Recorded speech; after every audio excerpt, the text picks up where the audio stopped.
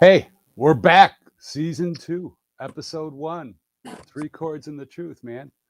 It's so cool to be back. We took a few months off for the summer and what have you, and we're back doing it all again. As usual, I got to mention my friends Lynn and Bev and Peggy at Special Spaces. Peggy is in Boca Raton, but Lynn and Bev run Buffalo, and they do such amazing things for kids with cancer, and I just, my hat's off to them.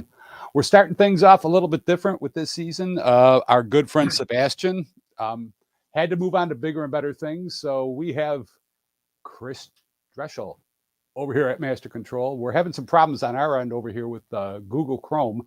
Not sure why, but according to our guest this evening, everything is coming through loud and clear on their end. So hopefully it's just us. So I'm not worried. I'm going to see my ugly app be a little bit choppy and stuff like that. But anyway, this guy that we've got on tonight, man, I can't even tell you. His resume is like a tome of just, all these pages of titles that he's got. He's Grammy nominated, a singer, a songwriter, a performer, a music teacher, a DJ. I don't know how many different things we can say about this guy. He was on with us last year, and I'm so very glad for that. Hey, Mark Mitri, how you doing, man? Caroline, how you doing? Sorry, Anthony, I didn't mean to do that. It was time to bring you in. But yeah, we're so glad to have Anthony Casuccio back with us again, and that's so cool, man. How you been? I've been great, Pete. I'm so happy to be here. I was looking forward to this all week. I love doing your show, and yeah, I'm excited to be here. A lot of things have happened since the last time I've been on, and I'm looking forward to diving into them and sharing with the world some of the things I'm up to. And we love having you. So, do you remember what month it was that you were on last year? I don't. We had so many cool people on last year, and I mean that so sincerely. There were so many nice folks. I can't remember, honestly. Life has been a blur, honestly, in the past 6 months. So I don't remember, but I know we had a great time. I had so much fun being here. So I'll have to look it up. We'll figure it out. Yeah, it's all right. And I promised you before I wasn't going to smoke on the show, and stupidly I lit a cigarette. I just put it out, not smoking on the show. For anybody that doesn't know you, man, let's talk about, like, from the beginning. You're a music teacher, you're a Grammy nominated artist, all these different things. Please tell us about yourself, man. Well, long story short, I grew up here in Buffalo, so I was very fortunate. I grew up in Amherst. I was part of a really good music program in Williamsville. I had some great mentors. Went to Fredonia. I was in the sound recording program. That was awesome. Learned a lot. Cut my teeth on analog. That's how old I am, which has definitely benefited me now in terms of modern technology. But went to New York. Was in New York City for 10 years. Worked with a ton of major labels. A lot of big, already established artists working on their catalog work. Went to London a couple times. Worked there in the live recordings with, classical sense and working with the London Symphony Orchestra. Also did a lot of things on my own in New York City, and I loved it. I thought it was the center of the world until I moved to San Francisco and was involved with a group, Sony Music, and a group of investors, and we put together this company called Red Band Broadcasting, and my goal was to record everything, build the studios, and have all these bands come in. And honestly, we were ahead of the curve. It was like podcasting and blogs and YouTube all rolled up in one, but too early, about a year and a half too early. But I got to learn a lot about live recording with bands like Lifehouse, Casey Chambers, Eliadis Ochoa from Buena Vista Social Club, Nina Gordon, who I had a mad crush on when she was in a band called Veruca Salt. So I got to learn about live recording and enjoyed that. But then when the .com bomb happened, I went back and started my own company called Extreme Audio, which was a mastering company, which I still run to this day. And I've been very fortunate to work on a lot of projects. I laugh because I'm this white kid from East Amherst who became the go-to for all these really hardcore gangster hip hop rap groups in the Bay Area and California. And it's because I just treated them with respect and I treated them fairly in my studio that they sent me more and more work, and the more work I got, the bigger the artist got, and it just kind of took off from there. Got into dance music as a mastering engineer, then started doing mixing. Was lucky enough to work with an artist. We had 5 songs in the top 20 on Billboard's dance charts and college radio, big hits there. And you mentioned Grammys. I was very fortunate enough to work on 3 Grammy-nominated albums. 2 were in the classical field, and 1 was in the blues, like the blues piano field. And then I got very involved with the Grammy organization. I sat on the board of governors for the Recording Academy and was elected to 2nd vice president. And I still really believe in that organization. People only see the Grammys on TV. They don't realize that those Grammys, why they play all the biggest artists on TV, is they need to get ratings so that they can generate money to put instruments in the hands of underprivileged kids or work with artists who have a drug addiction with their Music Cares program. So they do a lot of good for a lot of people, and I love that organization. I moved back to Buffalo from California, and I needed an organization to get involved with. I got involved with the Buffalo Music Hall of Fame like 14 years ago, and now I'm the president of the Buffalo Music Hall of Fame. I'm on my 6th year, and I love it. I love what we do for the community, scholarships, honoring people who've made a big impact in the local music scene or beyond. And I love giving back to the community. And you give back, you get. So I firmly believe that. And I'm always making music, as we'll talk about later in the show. From a guitar player to a horn player, which I used to be. And you mentioned singing. I don't know if I consider myself a singer. I love it, but usually babies cry and dogs run away. But I've got 2 songs on my new EP that I'm working on that I released that I'm singing that actually work. And again, I just love music. I love sharing it with people, and I love just being around it and just collaborating and writing and making it and recording it. That's actually, that's kind of funny because I don't know how I forgot to mention that before, because again, your resume is so long. I forgot to mention that you're the president of the Buffalo Music Hall of Fame. That's pretty cool. And I this past summer, I got the privilege to meet Tom Lorenz, whom I've not met before. I believe he's the vice president. He is vice president. He is one amazing individual, and he and I make an amazing team. And just to, again, try to, everything I mentioned with the hall, he's right there pushing the hall and going out there and trying to make sure we hit our mission and honor those people who deserve to be honored. Yeah. Well, I met Tom because he's apparently a St. Mary's alumni, St. Mary's Lancaster. And this was a reunion year, and I got to meet him at one of the things they wanted the alumni to come in and do some music, which unfortunately I wasn't able to do because my mother had passed away. But I'm sorry. It was, well, thank you. But it was just like, I met him. He was such a cool guy. I didn't know who Tom was until I met him that day. And he's, correct me if I'm wrong, guitar player and yes. From the Boys of Summer. That's his brother. Oh, that's his brother, John. Tom is on his own. Tom, I got to tell you this. I got to give Tom a plug. First of all, he's an amazing guitar player. He is an amazing songwriter, and he is an amazing songwriter. And so who the hell did I meet? I'm embarrassed. You met Don, his brother, who plays keys in Boys of Summer.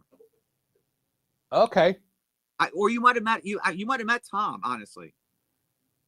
Well, Tom knew the same people that I knew from Boys of Summer, so I don't know. Whatever, he was a nice guy. Yeah, he was a great guitar player. One. Yeah, but yeah, like I said, we've got a good team in place at the Hall of Fame. So I'm just happy to be part of that and really just further the cause of Buffalo. So and how do you? What's the criteria for getting into the Buffalo Music Hall of Fame? And the reason I ask that because, a very good friend of mine that passed away, unfortunately, way too early, Bill Shaver from Cock Robin. Okay. He was, and you might be a little, please don't be offended when I say this, but you might be too young to remember that because they were a big deal back in the 70s. Cock Robin is still around now. Okay. A whole different band lineup. The only person that is an original founding member is Jim Summer, the keyboard player, but and a very nice guy. He runs Loft Studios in Cheektowaga. But Bill Shaver, my other friend who has also been on the show a few times, Dave Beanick, was the original lead guitar player for Cock Robin, and he posts these things periodically of things from back in the day. And it's so cool now because everybody's got a phone, you can record everything. And back in the 70s, you didn't have that. You were lucky if you got an audio recording of something live. Right. Probably like a cassette tape, Yeah, that's about all you could get. And but I'm just wondering if those guys had been honored. And I'm not putting you on the spot, man. I'm not trying to say that, are they in there or are they not in there? But I don't know if they're in, but I can tell you this. I'll tell you how the criteria to get in. It's not just like we say, hey, this person should be in this. It's not. And we're always refining. We have an algorithm, and we ask people. We don't pick. We ask people to nominate. So the first question I ask people, like, how come this person's not in? I'll say, I wonder if they have a packet in. Now, being the president, I've taken myself out of that process, so I know nothing about it. My goal is to lead the organization and from a macro view, and that area, I want to be away from that, so I have a unbiased perspective with the organization. But if you go to our website, buffalomusic.org, okay, there's a nomination page, and you'll see that there's a nomination form that people need to fill out. And then we ask them, send anything that you have related to your career. Nothing is too small. And it's not just because you played a bar down the street. It's like, what have you done for the community? What have you done as a pro bono work and charity work? What have you done to further the cause of music in the 716 area code? So we look at all these different criteria, and that's what we're a starting point to vet these people to see if they go in. And some classes, like if this year's class, if you see the people are getting in this year, yeah. I mean, it's insane what these people have done, from a woman who's been Quincy Jones' right-hand man, who you see conducting at the Grammys and is doing all the choral work for the, those TV shows like The Voice and American Idol, on top of working with a who's list from Justin Timberlake, coaching voice, so it's so pretty cool. High threshold. That is so cool. Well, and I just brought that up because I did look at that website the one time, and I was amazed at how many people were on there. That was so cool. But I didn't know what the criteria was, and I just brought up these guys because I just talked to Dave Beanick on the phone this morning. Sure. Well, and we should talk to them and have someone make sure that they have a packet and have it turned in. Yeah. Well, that's the best bet. That's the best starting point that I say to anybody: get something in, get it in, and let's the process start. And I have to make sure that I mention that this is completely unscripted. This is just me and Anthony having a conversation. It's not like I'm trying to, push things one way or the other. I forgot to mention that he's the president of the Buffalo Music Hall of Fame. I forgot. Well, I love it. This gives me a platform to let people know how it works and where to go. Buffalomusic.org, or you can go to buffalomusichallofame.com. We've got 3 or 4 different URLs that point to that. And check us out. See all the things we're doing in the community. Well, you just got a new office building too. Is that right? Yeah. Oh my gosh. Well, we have to thank Dwayne Hall for this. Dwayne, he is really working on taking that Black Rock area and creating a Music Central. He wants to call it Music Town USA.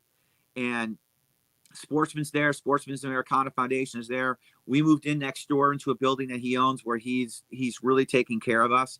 And it's given us a place where we can meet and bring people in and further our goals and our causes. And it's under his blanket, and it's opened up a lot of doors for us, no pun intended. And we're in Buffalo now. We never had a home, so it's just been wonderful for us. It's been an essential meeting place. And of course, we moved in right when COVID hit, so we're just starting to get everything up and running and allowing people to come into the space. But it's made a world of difference to have everything under one roof. Something else that's interesting that I remember from the last time that you and I spoke is that you do jingles. Yes. That's cool. The one that people would know, there are a couple that people might know. So the Vinyl Outlet, Let us transform your home. Yes. That's Lana and me. Yeah, we also- I kind of figured that was her. It sounded like her. Yeah. That's played everywhere. The Good Feet store. It's on. It hasn't been on the air for a couple years, but it was everywhere for 4 or 5 years. I did the Good Feet store. I just did one recently for Mr. Lawn Care, Okay. and I had Jay from West of the Mark sing on it. They wanted a country flavor. It's awesome. If people listen to sports talk radio in the summer, they would hear that quite regularly. Let's see. I did one for Niagara Region Credit Union. So yeah, I love doing those, and I've got a couple more in the works. So I'm excited about that. It's a totally different gig than writing a song. It's like you have criteria, you have like set bullet points that you have to get it out into the lyrical content, and you have maybe 15 or 20 seconds in the start and 20 seconds at the end to get these points made. And in the way advertising is going now, I still do a 60-second jingle, but they really only want to use 30 seconds on air. That doesn't give you a lot of time to say your message and sing the title. No, it doesn't. I mean, well, the vinyl outlet. I mean, what is there? 3 lines there? Yeah. The vinyl outlet. Let us transform your home. That's it. That's all you got. Well, I wrote more. They just don't use it. Oh, I see. Okay. But you know what the thing is? They've used that so much and on such a frequency, they don't need any more. They're at that point where you just say the vinyl outlet. Everybody knows who that is. Yes. So that's where you want to be. But it takes a lot of time and a lot of repetition to get to that point. Now, but it's fun. I love doing it. It's a challenge, and I love it. A couple of years ago, I was involved with Danny Nevereth, and he asked me if I would do something for his show that he was doing on WAC.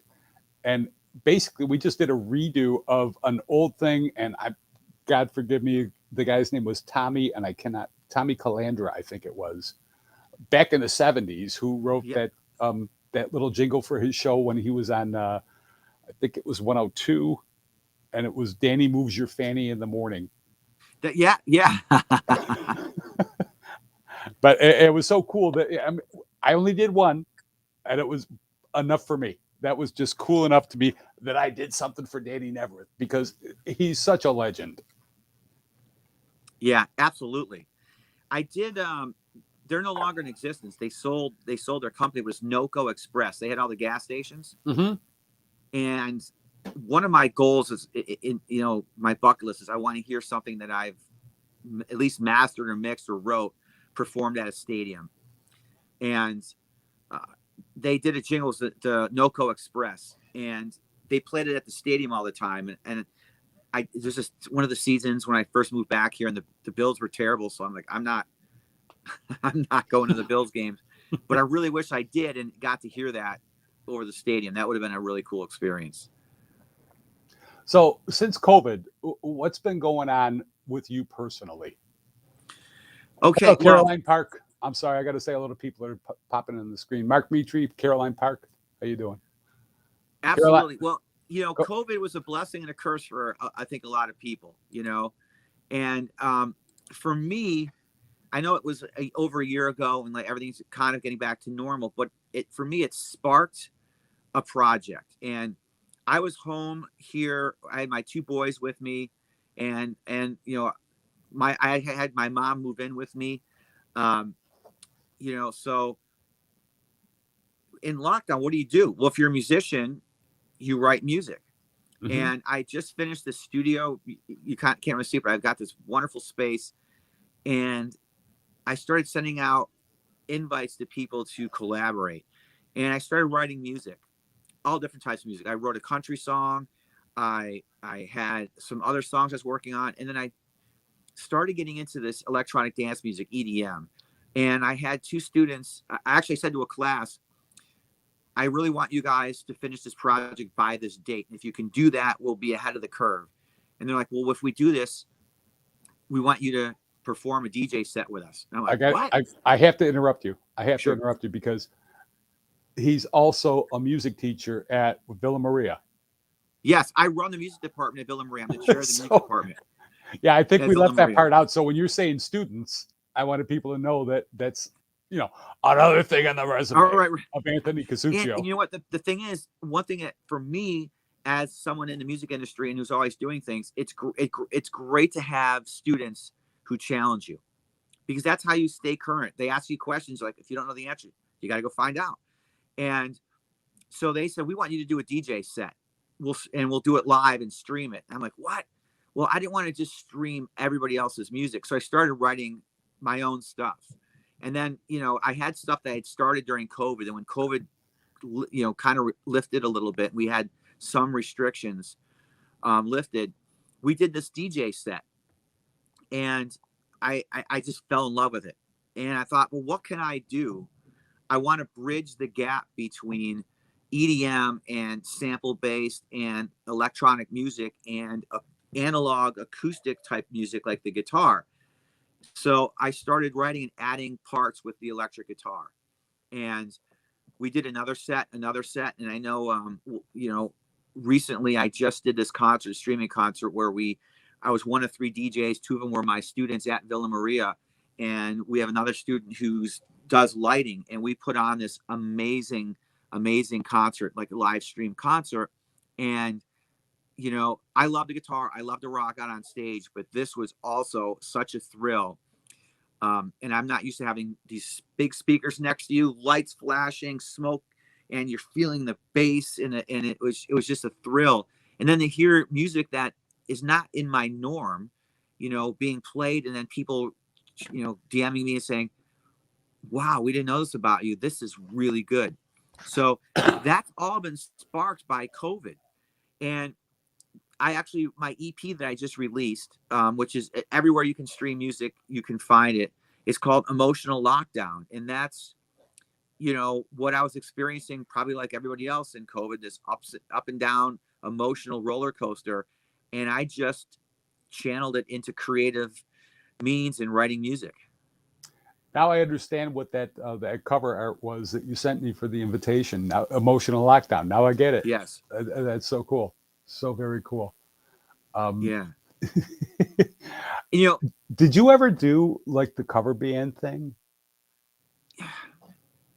Yes and no. When I lived in New York City, I was in a band, and we started off as like an acoustic band, and then we added a drummer with hot sticks, and then we added a bass player. We were playing small places, and then we would do half originals and half covers.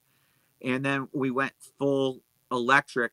We were doing more originals. So I've never really been in a cover band.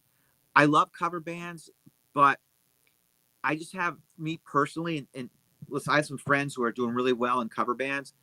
I just have a hard time doing the same thing that everybody else is doing. Yep. I don't totally want to go agree. out there. Now, I will go dance to all the big cover bands in Buffalo. I'll have a beer and I will dance to Journey. I don't want to play Journey, and that's just me. I like certain things, and I like the creative aspect. And unfortunately, original music is not a big draw in Buffalo. And where cover bands, it's a huge draw. But I think there's a new shift going in the paradigm. And one of the things that I'm really excited about is what we're doing right now. We're streaming live. You're streaming your show. This, I know we're gonna play a clip later of part of my concert. And I'm looking forward to that, because I really like that song. We're streaming that out, and there's a lot of criteria and data that says the next wave of people making it big are going to be considered bedroom artists, meaning that they started out playing live in their bedroom, streaming it out and building a fan base, using that fan base to go to a club. And one thing about Buffalo, we're very lucky. We have a lot of venues that people can play at. Yeah. When I was in San Francisco, they were all sold for the real estate.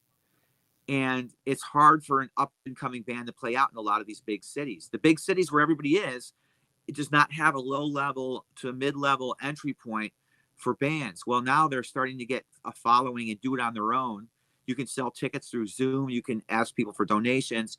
And they're building up a fan base. And then that's allowing them to jump into a mid-sized venue, because they can actually bring people out to see them live. So I like that approach, and I think that is something that I'm going to jump on as well. I'm starting to already, and I'm seeing how this could be a big push for artists. No, it doesn't matter what age or what style of music. It's just, do it where you feel comfortable for a low cost and start building your fan base. Well, one of the things that always cracked me up, I'm sorry, I shouldn't say crack me up. I could not figure it out because I came up in the 70s, late 70s, to make sure that we know that. But, I mean, there was all these places around back then. Dave Beanick and I were just talking about that this morning because, you had Bullwinkles, you had the Barrelhead, the Bell Star, He and She's. There were so many places. It was $1 to get in and maybe $4 for a pitcher of beer. They had plenty of money to pay the band. And, again, some of these bands went full time. They gave up their day jobs and stuff like that. All of a sudden that kind of disappeared. And I'm thinking these bars were making money. Yeah. If they could afford to pay somebody, and I'm talking back then, each band member was making probably 30 grand a year. And in the 70s, that wasn't bad money. No, not at all.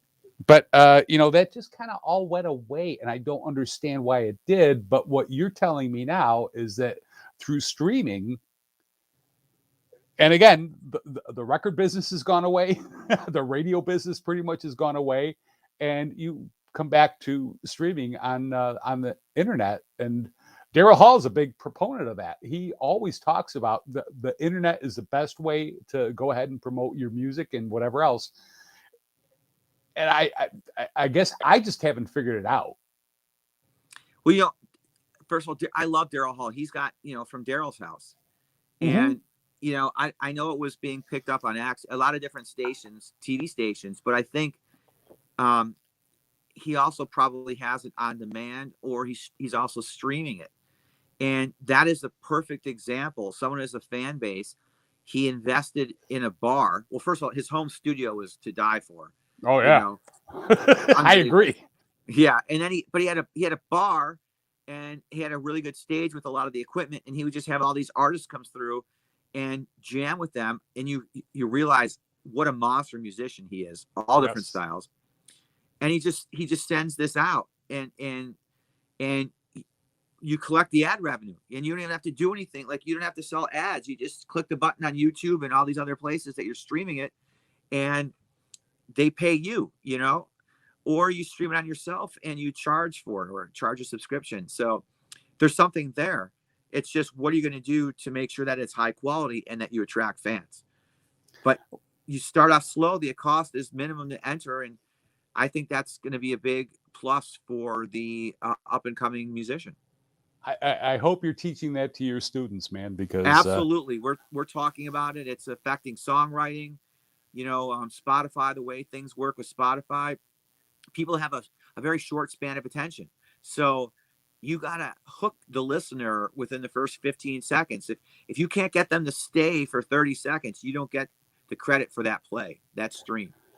Well, I don't know. I guess I got to join one of your classes because Come on in. I can't figure it out myself. But we're starting on our 6th album, right?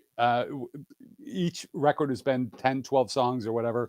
And we're starting on our new one, Empty Bar Stools, which is really a tribute to all the great artists that we lost in 2016. But primarily it's Tom Petty, Glenn Frey, Prince, and it's just all these guys that were so great, that were my heroes growing up and stuff like that. But okay, we've talked an awful lot about your EDM music. I totally dug that video that you sent me today. Chris, can we go ahead and show that? If you're cool with that, Anthony? Absolutely. Can we show that, please?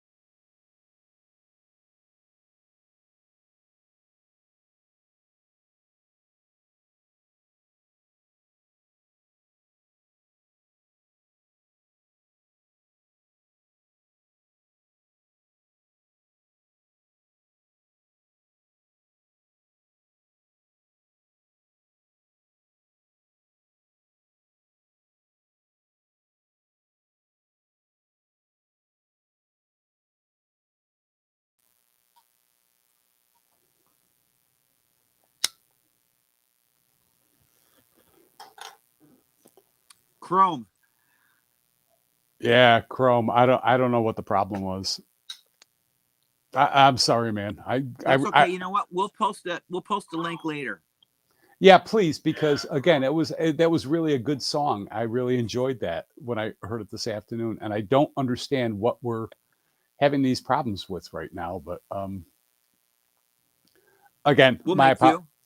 my apologies. We'll have to come back and do it again if it's cool with you. But Sure. Like I said, well, I'll post a link. I'll send you a link if people want to check it out. They can find it on their own. It's, like I said, that was my DJ set. If people could kind of see from the picture there, like we had a full light show, video screens. It was just incredible. And yeah, I thought the whole thing was so very cool. I really enjoyed it, and it's one of those things that it's for me at least. The way I judge things is that if you hear a song that you like, that's cool. But if you want to hear it again, it's a good song, and right. that was my thing with that song. I did want to hear it again. Well, I'll tell you, the song we're referring to is a song called "Drowning," Yes, and I wanted to write a typical club song that had to do with like a love, love song in the club. Like I saw you from across the room, and but I'm like, I just don't want to do it like everybody else. So I don't know what possessed me, but I came up with this idea about, this woman sees this guy across the room and goes over to him and they start dancing. And he's like, you need to help me. I'm trapped in history. I'm trapped in, a club situation, from dancing for the pharaohs to the kings to now I'm in a club. I need you to kiss me and love me to set me free. And I wrote this and it just flowed and it worked. And I had a former student of mine named Maddie Radwan who just always had an amazing voice, from rock music to opera. And I said, hey, this is over COVID. Check this out. I've got this idea. And I sent her a demo of my really bad, poor singing take on it. I said, can you make this your own? She's like, I love it. Yes. So she recorded it in Nashville, sent me the vocal tracks, and I put them together, mixed it back down. And it's one of my favorite songs on the EP. it's great. It really is great. Chris actually just linked that up on the page right now, so that people can go and listen to it. No, okay, excellent. I like that a lot, a real lot, and it's kind of funny that you said that because I just recently wrote something. Our bass player Gary Pancho. Hey Gary, how you doing, man? He came in with this really cool like jazz kind of fuse thing, but he didn't have lyrics for it, and I turned it into Weekend in Morocco, and it was the reason I'm bringing this up is because a chick saw me across the room under light of an umbrella, and she was sipping her champagne and stuff. It just worked out to be really kind of a cool thing. But anyway, no, let's go back to you. It's not about me. So what's on I love stories like that though. Well, yeah, because if you're a writer, you'll appreciate that, right? Yes. But what's on the agenda for you in the future? Well, a couple things. I'm going to try to, I'm still in the throes of promoting the EP. So I'm going to try to, get more reviews. I have some cool interviews coming up, like in magazines. Matter of fact, I have, it's called Tune Loud. It's a print magazine and online magazine, digital magazine. We're working right now. I think I'm going to have the cover of that in the December issue. So I'm excited about that. I just have to get a really good picture taken. These are people who loved A&L. They love what I'm doing. And, one of the publisher of that, I sent him my stuff. He's like, this is a really big departure from you, but I love it. There's a really good story here. Let's make the feature. So we've been planning that for the past couple of months. So that should be hitting probably the mid-December. I'm looking to do another couple virtual shows.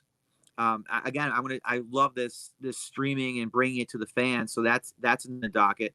We also have a Hall of Fame induction gala and concert coming up at the beginning of December. So I'm excited to honor the class of 2021. Cool. And of course, I have to make more music. I'm writing a jingle and I need to write more music and, keep going. That's all we can hope for. Isn't that the coolest thing? Writing music is so much fun, and to realize that you're touching somebody with either your melody or your lyrics, or hopefully both. Right. Yeah. So my goal is I've been pushing the EP. So now I'm going to release a single. The first single is going to be Not Alone. And I have a video that I'm working on. I'm working with this gentleman named Jim Grimaldi. He's just insane. And I mean that in a good way. Like his vision and his creative ideas are amazing. We didn't get it finished in time for tonight. I really wanted to show Oh, that. that's the one you were talking about? Yeah. So I'm going Okay. to push that. And then at the first of the new year, maybe at the end of January, I've got this song on the EP called Love is the Answer. And I love this song. It's just about, you know what? Love is the answer. We just need to all band together and put away the bullshit and just, respect each other. And I wrote the song and I sing on both these songs. The thing that's really cool about Love is the Answer is that I'm friends with Cynthia Moore, and she's from Buffalo. She toured for, I don't even know how many years, a long time with James Brown. If you see a lot of videos and things, she's there. She's one of the first sisters. And I asked her, I said, hey, I've got this bridge. I think you'd be perfect for it. Here's my idea. Are you interested? She's like, Anthony, for you, I'll be there. So I brought her in the studio and she is on that song. And that's going to be the song that we'll release that I'm really excited about as well for the new year. And then if I'm going to release a third single, it'll probably be Drowning. That's a great song. That's a great song. Yeah. So I'm used to just pushing singles. So releasing an EP has been a little bit different for me. I always used to center on one song and the story of that song. So now I've had to change my thought process and talk about the whole album in a cohesive manner to try to get, interviewers and these magazines and reviewers interested. And I'm having success. It's a different hat for me. Yep. No, I get it. Well, I'll tell you what, I'm going to make you an offer because I'm a little pissed off about the way things went tonight. Not at anybody in particular. I'm just the interweb. Yeah. Are you able to do the same thing next Wednesday? I should want to be get able your to. videos out there. Okay. Yeah, even if you give me 10 minutes, we'll just start a show. We'll play a video and we'll go from there. If you have another guest. But yeah, I don't want to infringe on anybody else, but I'd love to get the video to you. No, because I feel that we didn't do you right because we couldn't do this. So I'm sure if you give us a week, we can get this taken care of. I'd love to have you back. I always love talking to you. I love hearing the stories, and I'd love to hear play some of the videos. So if you could do that, man, that would be kind of cool. Because again, I feel like I've shorted you, but I didn't mean to. It was technology. Absolutely, no, I'm all for it. All right, cool. Well, let's do this. Let's end this for tonight, and plan for next week if that's cool with you. Sure. And we'll get you back next Wednesday because again, I think I shorted Technology. you. Yeah, I know. You cool with that? Absolutely. I could talk to you for hours, so you don't have to twist my arm at all. I love supporting the show. I love that you give me support, and I'm just happy to be here. It's always a lot of fun, man. It's always a lot of fun. So, hey, with that being said, we're going to end things for this evening. Thank you, Anthony Casuccio, and all the cool, again, all the cool titles that you've got, man. I think it's so very cool. And if you can, come back and join us next week because this guy's got more to say. We've got more to say about him, and we want to show some of his videos that actually work. So, all right, I appreciate everything, man. Thank you, sir. And, Three Chords and the Truth, man. We're out. Thank you so much. Absolutely, man. Thank you. All right. Good night.